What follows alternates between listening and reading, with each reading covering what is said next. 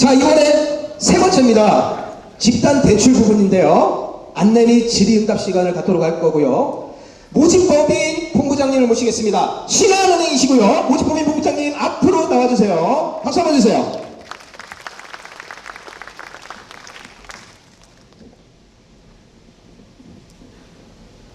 반갑습니다. 신한은행 대출 모집법인에서 나온 본부장 이광용이라고 합니다. 저는 천안에서 왔고요. 집단 대출만 한 20년 전부터 이렇게 진행을 했고, 여기 당지는 수성구 호반 1, 2차, 그리고 GNI, 센트레빌 1차도 제가 진행을 했었습니다. 2차도 이렇게 진행을 하게 돼서 영광으로 생각하고요. 혹시 저를 보신 분 없으시죠? 네, 다행입니다. 제가 신속하고 간결하게 브리핑을 진행해 드릴 텐데요. 질문은 마지막에 충분하게 받겠습니다. 네, 집단대출을 혹시 처음 받아보시는 분들 계실까요? 네, 처음 받아보시는 분들이요. 디딤돌 대상자들이 많으실 것 같아요. 제가 얼마 전에 우리 회장님 통해서, 법무부 통해서 카페에서 상담을 해드린 장본인입니다. 디테일한 상담은 많이들 못 해드렸는데, 그건 사전점검 은행 나와서 또 입주 전에 은행 통해서 상담을 받으시면 될 것 같습니다. 흐리네요. 이게 집단 대출이라는 거는 입주할 때 받는 대출이라 그래요. 대출은 다 크게 주택담보대출과 전세대출, 신용대출 이렇게 나누는데, 집단대출이라는 용어를 통칭해서 입주단지 아파트 집단대출이라고 보시면 돼요. 크게 정부 상품이 있고요, 은행 상품이 있습니다. 무주택 위주나 또 일시적인 이주택자는 정부 상품을 이용할 수 있고요. 주택이 한 채 이상 있을 때는 은행 상품을 이용하면 됩니다. 그 한 채를 있는데 처분 조건이다 그러면 정부 상품도 가능할 수 있고, 그 주택의 유무는 분양권을 포함해서 판단을 하셔야 됩니다. 그 정부 상품에는 내 집 마련 디딤돌이라는 상품이 있고 보금자리론 상품이 있어요. 그 은행 상품은 이 디딤돌과 보금자리론 자격이 안 되시는 분들, 이 자격 조건이 까다롭다고 볼 수도 있고, 어떤 나라에서 정한 조건도 있죠. 무주택, 생애체출, 신혼부부, 기타 조건들이 충족되면 이 디딤돌 상품이 현재 1%대 후반에서 3%대 중반까지, 그리고 요 보금자리 상품은 4%대 초반에 있습니다. 형성이 돼 있고, 이 은행 상품은 은행마다 사전점검이 종료된 후에 본점의 승인을 거쳐서 입주 지정일, 시작일 한 달 전쯤에 은행마다 오픈이 될 겁니다. 그 전에 이제 카페에서 활동을 하게 될 거고요. 사전점검이 끝나고 나서. 그래서 크게 집단대출 상품은 세 가지가 있다, 그렇게 보시면 돼요. 그리고 디딤돌 상품이 최근에 이제 신생아 특례 상품도 나왔고요. 이제 신청 과정이 상품마다 좀 다릅니다. 디딤돌, 생초, 디딤돌 아래 생애최초라는 디딤돌 대출 상품 안에 생애최초라는 개념이 있는 거예요. 아낌이 보금자리론 상품 안에 생애최초라는 개념이 있는 거예요. 은행 상품도 이 안에 생애최초라는 개념이 있는 거예요. 생애최초는 모두 다 할 수 있어요. 대신 더 금리를 어떤 게 더 저렴하냐, 이렇게 판단하시면 되고요. 예, 디딤돌 상품은 1차로 기금 이든든에다가 어플이나 홈페이지 통해서 전산 접수를 하셔야 돼요. 그 전산 접수가 한 일주일 안에 결과가 나옵니다. 물론 보정이 걸리면 며칠 더 걸리고요. 그리고 나서 사후심사를 해서 대출심사를 취급은행에다 신청하시는 거예요. 은행별로 4주에서 6주 정도 걸립니다. 충분한 시간을 가지고 신청을 하셔야 돼요. 왜 그러냐면 여기서 심사가 부결나면 그때는 보금자리 또 시간이 걸리고 이것도 안 되면 은행 상품 또 시간이 걸려요. 그래서 이 상품에 대해서 잘 모른다. 그러면 정보 취득을 본인이 직접 하셔야 돼요. 그래야 조금 더 신속하게 하실 수 있어요.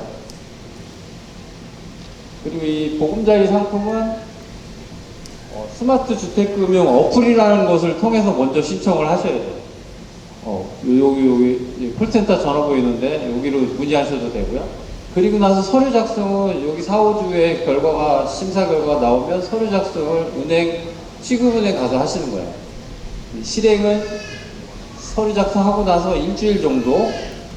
대출 실행은 모든 절차는 다 똑같습니다. 대출 실행은 잔금을 납부하는 날 실행이 가능하세요. 모든 은행이. 나는 중도금 은행이 여기 몇 프로죠? 아시는 분 계세요? 여기 후불제 이자인가요? 네, 후불제 이자면 이제 정산이 입주 첫날까지 될 거예요. 그 정산 이자를 시행사로 납부하시는 거예요. 중도금 은행으로 납부하시는 게 아니고. 그리고 잔금, 대출 받으면서 잔금을 내면서 중도금도 상환하고 잔금도 납부하고 후불제 이자도 내고 키도 받고 이런 모든 절차가 대출 실행일 날 정해져요. 어떤 분은 이제 나 대출 받아서 중도금만 갚을래, 잔금은 천천히 낼래 이렇게 하시면 은행에서 대출을 접수도 안 해줘요. 접수 자체가 안 되니까 대출 실행일 날은 키 받는 날이다. 그렇게 이해하셔야 돼요. 키 받으려면 모든 자금을 다 납부해야 되거든요. 그렇게 이해하시면 되고요. 은행 상품은 이 정부 상품이 안 됐을 때 어쩔 수 없이 하는 상품인데 그렇다고 금리가 제가 아까 요 디딤돌이 1% 후반에서 4% 초중반, 보금자리는 4% 초반 전후. 이 은행 상품은 은행마다 금리가 틀릴 수 있는데 큰 차이가 안 납니다. 5대 은행은 다 경쟁 체계이기 때문에 거의 비슷하다고 보시면 돼요. 주거래 은행을 저도 추천을 드리는데 그 중에 마음에 드는 은행 가시면 돼요. 그 중에 친절한 사람으로 가시면 되고 금리가 비슷하다면. 근데 이제 은행 상품의 금리는 본점에서 승인을 거쳐서 진행하는데 지금 형성된 거는 3%대 후반 정도 예상이 돼요. 비싼가요? 네, 많이 비싸죠? 네. 지금 채권금리 시장이 좀 불안해서 채권금리가 살짝 올랐다 내렸다 왔다 갔다 하고 있습니다. 얼마 전에 중동에서 미사일 날아갈 때 4% 초반까지 대출이 나갔습니다. 그러니까 대한민국 경제는 세계 시장 상황의 움직임이 크다 보니까 채권 시장이 좀 많이 위축이 됐고요. 디딤돌 상품의 장점을 제가 설명드리면 이제 신혼부부나 생애 최초 이런 조건들이 충족됐을 때 신청을 할 수 있어요. 이건 제가 큰 조건들만 써놓은 거고요. 주택금융사 홈페이지나 주택도시기금 사이트에 들어가시면 자세히 나와 있습니다. 제가 집단대출 상담 카테고리에 올려놨어요. 사이트 주소로요. 여기서 포인트는 이제 전용 면적은 81제곱미터 이하다. 단 30세 이상인 단독 세대는 60제곱미터 이하라는 규정이 있어요. 다시 말하면 미혼은 60제곱미터 이상을 할 수가 없다는 거죠. 그리고 요 일반 생초 신혼가구의 연소득 기준이 있어요. 요 기준을 참조하시는데 연소득의 개념은 이제 근로소득자는 원천징수 기본이고요. 사업자는 소득금액 증명원이에요. 이건 은행마다 이제 디테일하게 상담을 받으시는 게 맞을 것 같고요. 또 포인트는 이 대출 기준입니다. 맨 밑에 있는데 분양가 기준이에요. 입주아파트는 분양가 기준을 적용해요. 단 전매 세대는 분양가와 매매 전매 금액 둘 중에 낮은 금액이에요. 매매 금액이 높아도 분양가고 매매 금액이 낮으면 낮은 금액이에요. 요거를 참고로 좀 하시면 될 것 같고요. 요 디딤돌에 대해서 한 분만 질문 받아볼까요? 궁금하신 분. 다음 마지막에 질문해 주세요. 여기 신혼가구가 이제 8,500 이하라는 규정이 있어요. 그런데 디딤돌은 자산 신사를 합니다. 이게 좀 바뀌었는데 24년도에 4.6억 정도로 바뀌었어요. 4.6억인가 4.9억으로. 이게 매년 수시로 자주 이제 정부에서 바꾸고 있고요. 혹시 디딤돌 대상이 현재는 안 되는데 등기치고 된다면 소유권 접수일로부터 3개월 이내까지 디딤돌을 신청할 수 있어요. 그러면 잔금 치를 때는 뭐 보금자리나 은행 상품으로 잔금을 치르고, 그리고 법무사에서 등기 접수 일로부터 3개월 이내 디딤돌로 갈아타기를 할 수 있어요. 다만 중도상환 수료를 대략 1% 정도는 발생하니까 납부를 하셔야 되고요. 요게 요렇게 하는 경우의 수가 최근에 많이 늘었어요.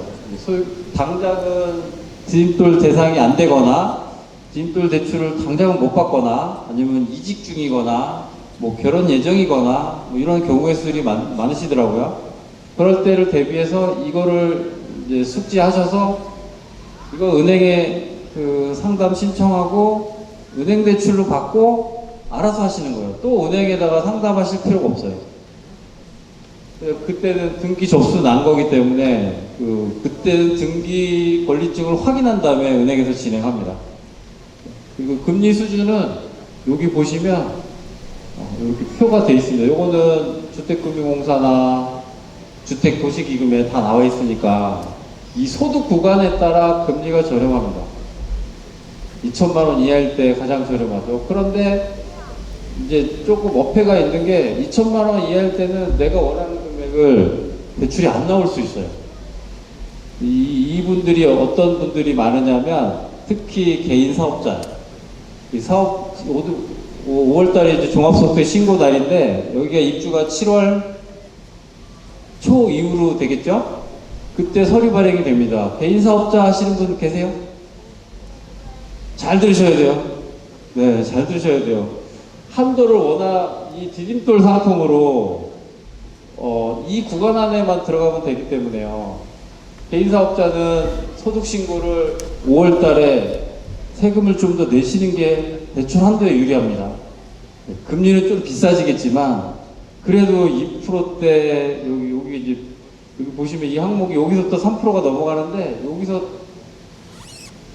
이렇게 이제 우대 항목들이 있어요. 이 우대 항목들도 잘 보시고 하면 대부분 다 2%대 중후반으로 많이들 받으시더라고요. 우대를 받아서. 그 개인 사업 하시는 분들은 5월달 지금 소득 신고를 잘 하셔서 7월달 발행이 되니까 7월달에 한 3천 정도 이상은 하시면 무난하게 원하시는 한도 나올 수 있을 수 있습니다. 보금자리 상품인데 요거는 이제 무주택 그리고 연소득이 충족되면 할 수 있어요. 생애채도 당연히 할 수 있고요. 일시적 2주택도 할 수 있어요. 일시적 2주택이라는 거는 내 주택을 처분 조건을 걸어야 돼요. 아까 디딤돌은 주택이 있으면 신청 자체가 안 됩니다. 분양권이 또 있어도 신청 자체가 안 됩니다. 입주권도 있어도 안 되고요. 생초는 과거에 분양권을 샀다 팔았다 했어도 안 됩니다. 생초가. 현재 무주택이라도 분양권을 사고 팔아서 경험이 있으면 생초가 안 돼요. 그러면 이제 이 아낌이 보금자리는 장점이 뭐냐면 이 금리가 좀 내려갔어요. 4.0에서 4.3%로 내려갔는데 만기까지 고정금리예요.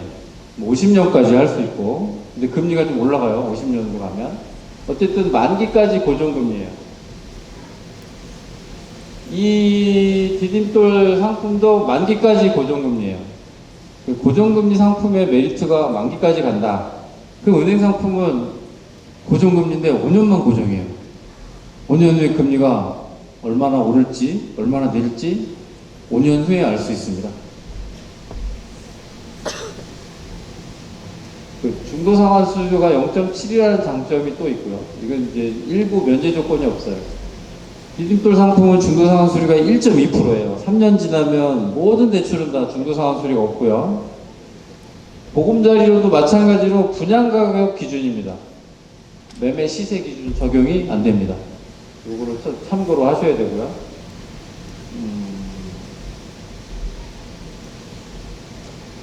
이 보금자리 신청 절차인데, 이 주택금융공사 홈페이지 들어가면 이렇게 나와 있어요. 그 정보 입력은 주택공사 홈페이지나 스마트 주택금융 어플 통해서 할 수 있고요. 근데 이런 분이 계세요. 내가 대출이 될지 안 될지 모르겠어. 근데 은행 가면은 뭐 서류도 안 받아줘. 천천히 뭐 서류가 뭐 문제 있고 하다가 뭐 서류 떼오라고 그러고 두세 번 왔다 갔다 해야 하고 바빠요. 그럼 집에서 하시면 돼요. 스마트 주택금 어플을 다운받고 여기다 신청하시면 돼요. 그러면 이 친구들이 요즘 시스템이 너무 좋아서 스크래핑이라는 이제 작동 방식으로 모든 정보를 다 떼요. 소득부터 등본 초본, 가족관계, 공부 자격, 인감만 빼고 다 떼요. 심사를 합니다. 심사 기간이 한 4주, 5주 걸려요. 이 이후에 결과가 나와요. 그러면 나 대출을 할 수 있구나. 이런 거를 이제 마음적으로 취득하신 다음에 취소 누르시면 돼요. 취소 눌러도 아무런 뭐 영향이 없습니다. 다음 신청할 때는 더 속도감 있게 될 수 있고, 미리 연습도 아마 하셔도 돼요. 근데 디딤돌은 자산 심사를 받고 서류 심사는 은행에서 하기 때문에 그렇게 할 수가 없어요.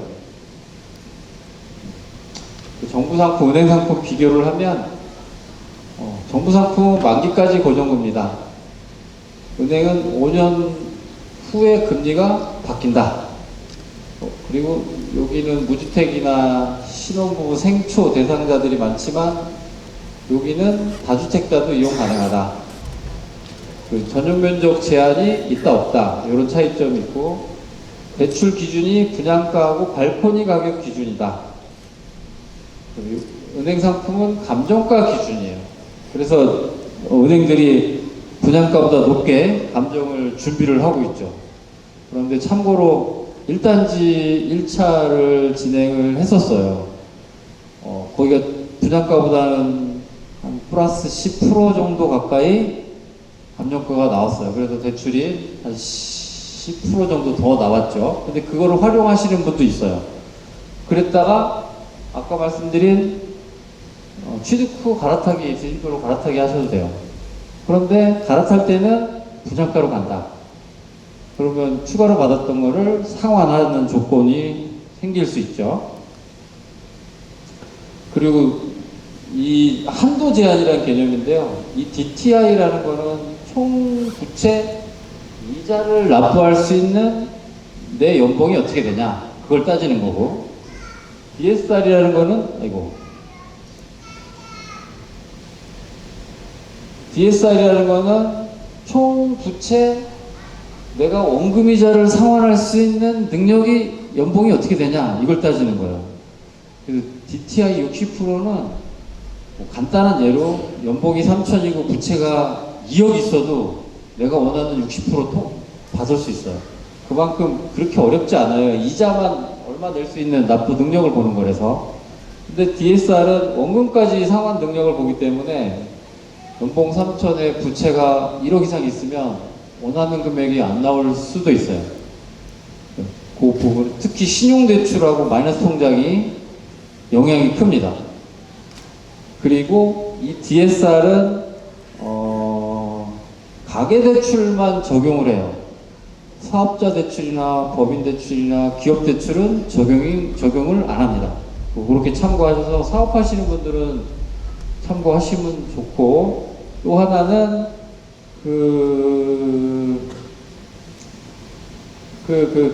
갑자기 생각이 안 났습니다. 생각 안 날 때 질문하셔도 되는데요. 네. 없으신가요? 네. 네.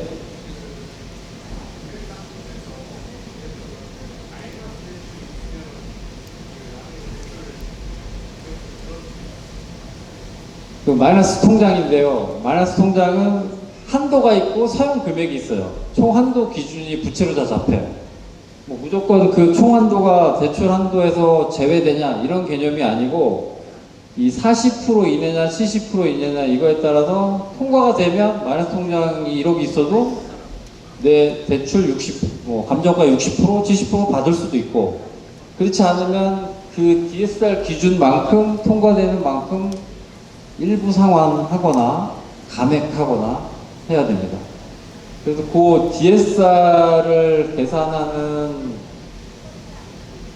상환표 이런 것들이 인터넷에 떠돌아요. 연습 삼아 한번 해보셔도 되는데 나중에 은행 상담할 때 이제 요 은행 상품은 이걸 주로 보기 때문에 부채가 제대로 된 정보를 취득을 미리 해두세요. 내 부채 종류와 내 부채 남은 잔액과 금융기관이 어디고 그 지금 시점에 그 부채의 금리가 몇 프로인지 이거를 미리 파악해 두셔야 DSR을 좀 더 신속하게 이 은행 측에서 검토를 해 줄 수 있어요. 그 DSR이 40, 70 요건 뭐냐면 이게 이제 내 능력 대비 40이냐 70이냐인데 여기 입주 모집 공고일 아시는 분 계세요? 모집 공고일이 21년도라고 제가 알고 있는데 21년도 모집 공고 21년도 전매 세대는 DSR 70으로 가요. DSR 40으로 가시는 분들은 22년 1월 1일 이후 전매 세대 100% 증여 세대. 공동명의로 증여하시는 건 DSR 70으로 갈 수 있어요. 다만 최초 계약자로 대출 신청을 하셔야 되고, 공동명의로 22, 23년도에 증여를 하시는데 최초 계약자가 아닌 추가 명의자로 대출을 신청한다고 40규정으로 가요. 그때는 은행마다 상담을 하셔서 진행하시는 게 좋을 것 같아요. 70규정으로 가시는 분들은 아까 연봉 3천에 부채가 1억 있으면 원하는 금액이 안 나올 수 있다 했지만 그게 40규정에 들어갔을 때예요. 70규정에 들어가면 연봉 3천도 부채가 1억 있어도 나올 가능성이 높아요. 근데 이제 그 부채 종류하고 현 부채 금리가 어떻게 되냐 이것도 중요합니다. 그리고 소득이 이제 본인 소득이 계약자 소득이 부족해서 배우자 소득을 합산할 수 있습니다. 배우자 소득은 재직이면 두 분 다 재직이면 수월하게 합산이 되는데 그렇지 않고 프리랜서다 그러면 조금 복잡해지고요. 소득금액 증명을 또 확인하는 또 건보 자격도 확인하는 절차들이 있기 때문에 그 소득은 이제 근로소득자들이 조금 복잡한 게 이제 재직 기간이 3년 이상 되신 분들은 아무 문제가 없어요. 현 재직기간, 현 재직회사. 근데 1년 미만, 2년 미만인 분들은 서류가 약간 추가 서류가 발생할 수 있어요. 그건 은행, 접수한 은행에다가 확인하시면 될 것 같아요. 그 보금자리 상품은 주택금융공사로, 디딤돌은 기금 있는 돈으로 이렇게 신청 미리, 디딤돌을 그럼 언제 하냐? 보금자리 지금 하셔도 돼요. 보금자리 지금 하셨다 연습삼아 하셔도 되고, 디딤돌은 지금 연습이 안 돼요. 근데 자산심사는 미리 하셔도 돼요. 어차피 자산심사가 유효기간이 30일이에요. 30일이 경과되면 또 신청하셔야 돼요. 자산심사 통과됐다고 디딤돌 대출이 된다? 안 된다? 안 되는 경우도 있어요. 서류, 대출 서류, 소득 관련 등본, 초본 다 보면서 확인을 하기 때문에 간혹 이제 부양가족이 있을 때 내가 단독 세대원인데 미혼이에요. 그럼 부양가족이 있으면은 디딤돌 신청할 수 있는데 6개월 이상 합가 기준이에요. 지금 신청하려면 늦었죠. 6개월 전에 하셨어야 되기 때문에. 어쨌든 디딤돌 기금이든 지금 신청을 해보셔도 돼요. 자산심사는 아까 뭘 보냐면 내 재산을 보는 거예요. 부동산, 통장 잔고, 자동차 이런 것들 총 자산 규모가 얼마냐 이런 걸 보는 거기 때문에 해보셔도 됩니다. 아까 말씀드렸던 이제 LTV, DSR 개념인데 이제 대출 기준이 정부 상품은 공급 가격, 발코니 가격, 은행 상품은 감정 가격, 생애 최초는 LTV 80%까지. LTV는 이제 대출 한도라는 얘기입니다. 분양가 3억이면 2억 4천, 2.4억이 되는 거고요. 생애 최초 상품이 은행 상품도 있는데 은행마다 이 LTV 80을 적용을 못하는 은행도 있어요. 그거는 은행마다 주거래 은행에 또 해보셔야 되고요. 그 70%는 무주택이나 일시적 이주택자가 정부 상품을 이용할 수 있어요. 그리고 은행 상품은 무주택자만 70%, 주택이 있으면 60%, 처분 조건으로 신청이 은행 상품은 안 됩니다. 은행 상품은 미처분 조건으로 60%밖에 안 돼요.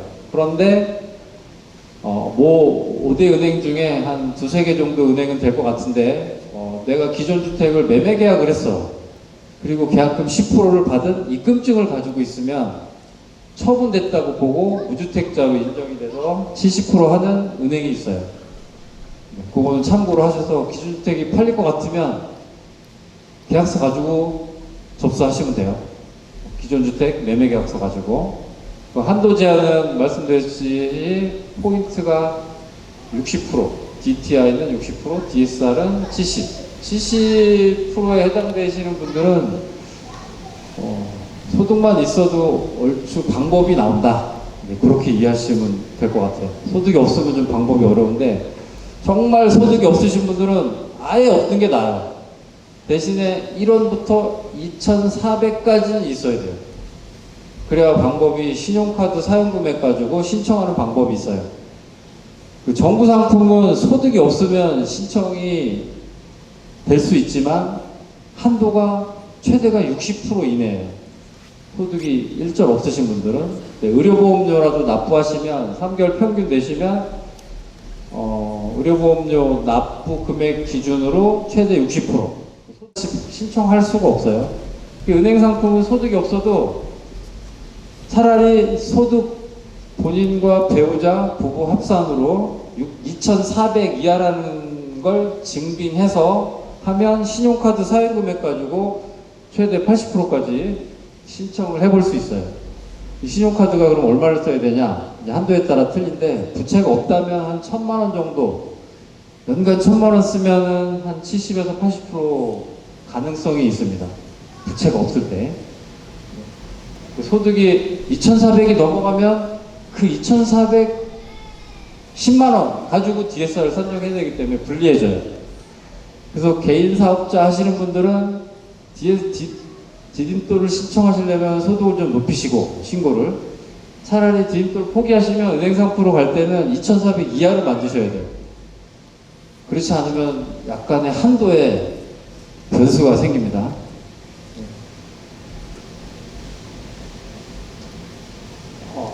은행 상품에 대한 간단한 설명인데 대출 금리는 은행 상품은 신청일 기준이 아니에요. 실행일 기준이에요. 은행 상품은 보통 한 2주에서 3주, 한 달 전에 신청하거든요. 그때 금리가 3.7이었어. 근데 실행일 날은 3.8이 됐어요. 이게 은행 잘못이 아니에요. 은행 대출 상품 시스템 자체가 그래요. 실행일 기준, 이 채권 금리를 쓰거든요. 금융채 5년물이란 모든 은행이 똑같은 걸 씁니다.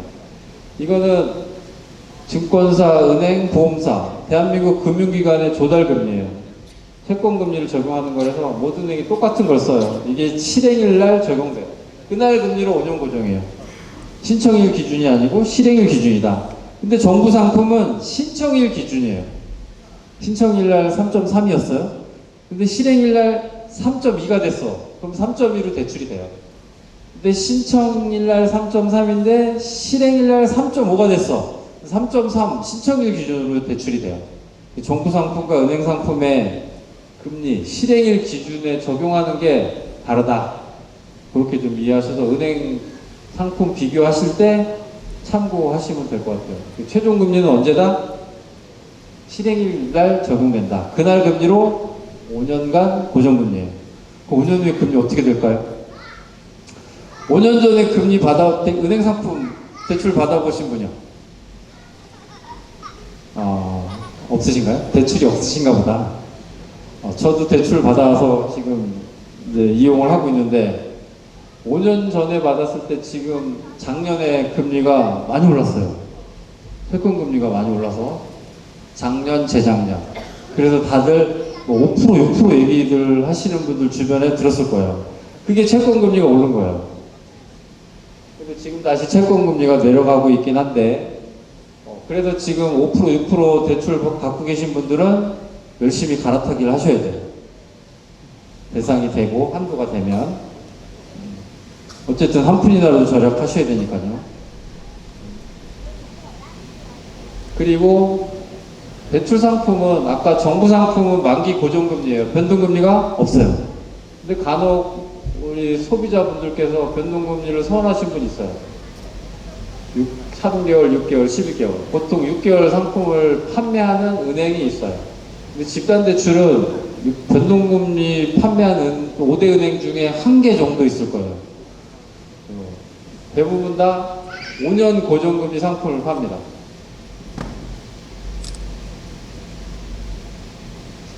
중도상환 수수료 거의 이제 막바지에 돼가고 있습니다. 중도상환 수수료가 이거 은행 상품이에요. 정부 상품은 디딤돌이 1.2%, 보금자리론 상품은 0.7%. 모든 정부 상품과 은행 상품의 중도상환 수수료 규정은 3년 지나면 사라져요. 3년간 버티시면 되는데, 그렇다고 목돈이 1,000만 원 생겼는데 상환 안 하면 수수료 아깝죠. 1.2% 아깝죠. 아끼려고 하시면 상환 안 하면 뭘 내야 되죠? 이자를 내야 돼요. 이자는 몇 프로? 어떤 분은 2%, 어떤 분은 3%, 어떤 분은 4%. 그럼 1점이 절약하려고 4% 이자를 내시는 분이 있어요. 그러시면 안 된다. 그냥 수수료 내고 갚는 게 맞습니다. 그래야 이자가 절약되거든요. 간단하게 돈 계산을 해보면 1,000만 원 갚을 때 1.2%가 12만 원이에요. 수수료가 12만 원. 그러면 1,000만 원 갚으면 3% 이자가 연 30만 원인가요? 300만 원이에요. 120만 원이고요. 1억에 1.2%가 120이고요. 1억에 3%가 300만 원이니까 돈으로 환산해보니까 더 빨라지시죠? 네, 1.2, 0.7 이거보다 은행 상품은 중도상환 수수료 규정이 이 규정이 전 은행이 똑같아요. 이게 한 20년 전부터 똑같아요. 안 바뀌었어요. 슬라이딩 방식이라 그래서 이렇게 수수료 규정이 내려갑니다. 3년이나 완전 제로가 되고요. 실행일 기준으로 1년 단위, 해계년도가 아니에요. 1월부터 12월이 아니고 내 대출 실행일 기준으로 1년 단위로 연간 30% 수수료 면제예요. 1억이면 3천까지 면제예요. 2억이면 6천까지 면제고, 그럼 만약에 내가 이제 전세가 늦게 빠져. 내 집이 팔렸는데 잔금은 일찍 하고 싶어. 그럼 이걸 활용하셔야 돼요. 전세가 늦게 빠지면 대출 받아서 키를 받고 잔금 치르고 한 2달, 3달 후에 보증금 받아서 대출 갚으면 돼요. 갚을 때 2억을 대출을 받았으면 6천까지 면제고 보증금 받아서 1억 5천 갚을 수 있어. 그럼 6천 빼고 나머지 9천의 수수료 1%예요. 90만. 그럼 1억 5천을 갚으면 4% 이자 절약하잖아요.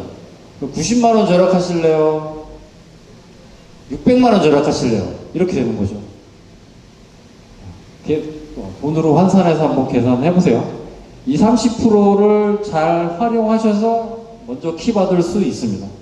물론 수수료 아깝긴 하지만 정황상, 상황상 전세 보증금이 늦게 나오고 매매 잔금이 늦어지면 이런 방법을 좀 활용하셔도 될 것 같습니다. 근데 이런 방법을 활용하는 게 은행은 좋아하지 않습니다. 왜냐면 은행은 대출해서 이자를 먹고 하는 장사인데 이렇게 하면 이자 장사가 안 되고 중도상환 수수료는 받아요. 그럼 계속 주거래 고객이 안 되고 그러다 보니까 이렇게 미리 은행 창구에 말하실 필요는 없어요. 본인들이 알아서 활용하시는 거예요.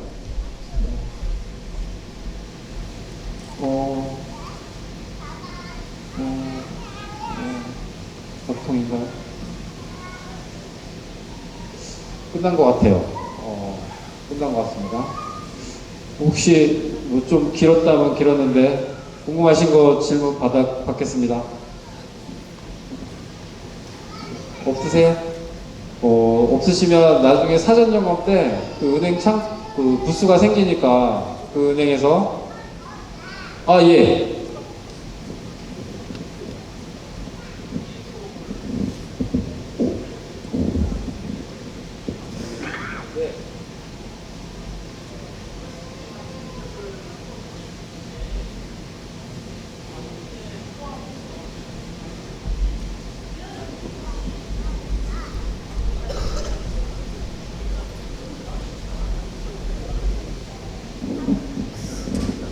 디딤돌은 방공제 개념이 있어요. 신청하시다 보면. 그런데 그 자산 심사할 때는 그냥 방공제 없이 신청하시면 돼요.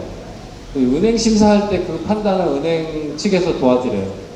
그리고 방공제가 여기가 지방이니까 2,500인데 2,500 방공제 안 하고 풀로 다 신청할 수 있습니다. 대신 MCG 보증보험을 가입하셔야 돼요. 2,500이면 연간 보험료가 한 3에서 5만 원 정도 발생해요. 매년 발생해요. 갚을 때까지. 그럼 2,500을 먼저 갚으면 그때부터 보증보험이 발생 안 합니다. 되셨나요? 네. 또 질문 있으세요? 네. 네. 예.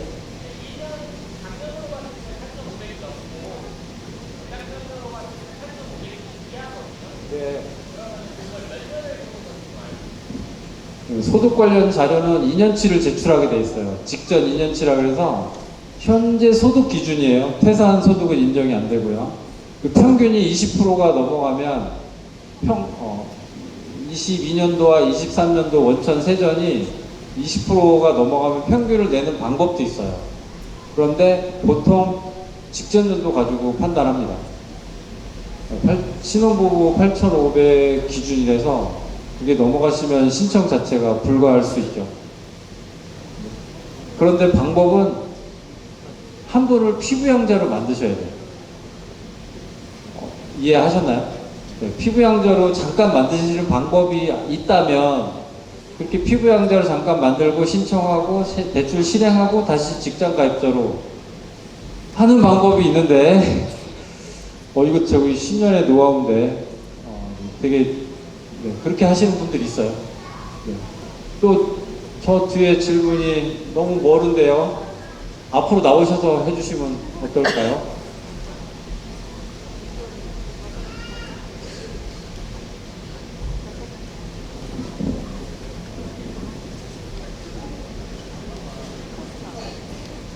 어디 정부 대신데 맞아.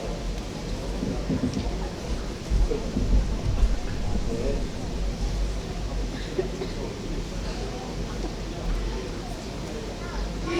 맞아요. 그 지금 동부 1차는 한 10% 정도 분양가보다 높게 나왔는데요. 여기 지금 은행들이 다 감정을 하고 있어요. 저희도 하고 있고.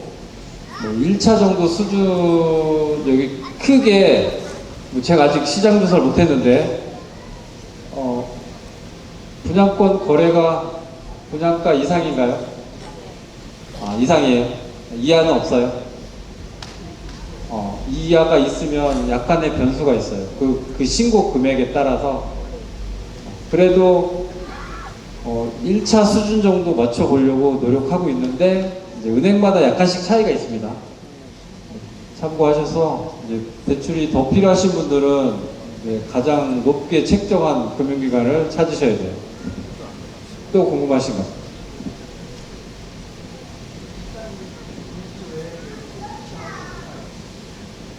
후치담보는 5대 은행과 여기 참여하는 이금융권이 진행할 수 있어요. 나머지 참여를 안 한 은행들은 후치담보를 안 하고 보존등기 이후에 합니다. 보존등기라는 거는 준공 후 60일 안에 시행사에서 당시 시청에 신고를 하게 돼 있어요. 이 건축물에 대해서. 그때 이후로 담보대출을 진행할 수도 있죠. 지금 후치담보은행 5대 은행은 다 참여하는 거로 제가 알고 있고요. 거기에 추가로 이금융권에서 한두 개 정도 더 들어올 예정으로 알고 있어요. 네네.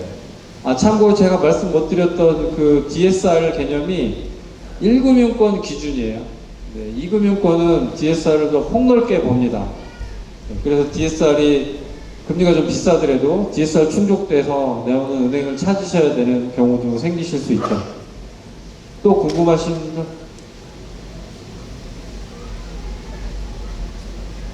신생아 특례는 그 제목이 그래요. 제목이 기준이 출산한 했어요. 네. 그 뱃속에 있으면 신청이 안 되더라고요. 출산을 하면 신청할 수 있어요. 네. 네. 그 되는지 안 되는지 확인보다도 어차피 자산 심사를 받으셔야 되고, 그다음에 서류 심사 은행에서 받아야 돼요. 그 서류 심사의 소득 기준이 가장 포인트예요. 나머지 소득 구간에 따라 금리가 틀리니까 최대 1.35까지 신청할 수 있기 때문에 신생아 특례 대출은 안 되는 경우는 소득이 1.3 넘을 때만 안 되죠. 네. 네. 또 궁금하신 분? 예. 마이너스 통장은 사용 금액이 제로라고 해도 한도만큼 부채를 잡습니다. 그래서 네.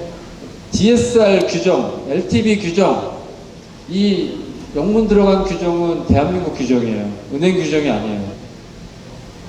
그래서 대한민국 정부에서 정한 규정대로 은행들은 따라서 진행하는 겁니다.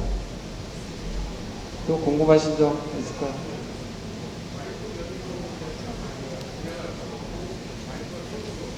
네. 남편분이 소득이 있어요. 그럼 남편 소득을 합산하는 방법으로 와이프분이 대출 신청을 하고 와이프분 명의로 등기할 수 있죠. 남편 소득을 합산하면 됩니다. 네.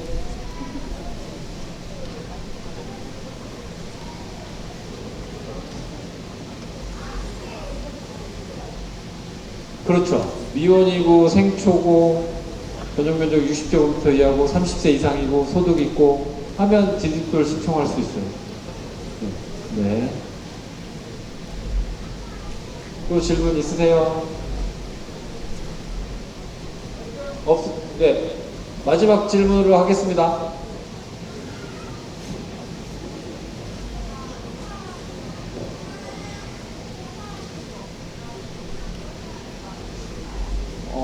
현재 주택을 보유하신 1가구 기준으로 분양권을 보유하신, 주택을 보유하시면 생초는 안 돼요. 네. 공동명의가 아니라도 부부 기준이에요. 생초는 부부가 동시에 둘 다 생애 최초라야 되고요. 아까 말씀드린 분양권 전매 기록도 없어야 되고, 입주권도 없어야 되고, 네. 생초는 안 되고, 주택이 둘 중에 한 분 있거나 분양권이 있거나 하면 LTV는 60%로 갑니다. 네, 질문 여기서 마치겠습니다. 감사합니다.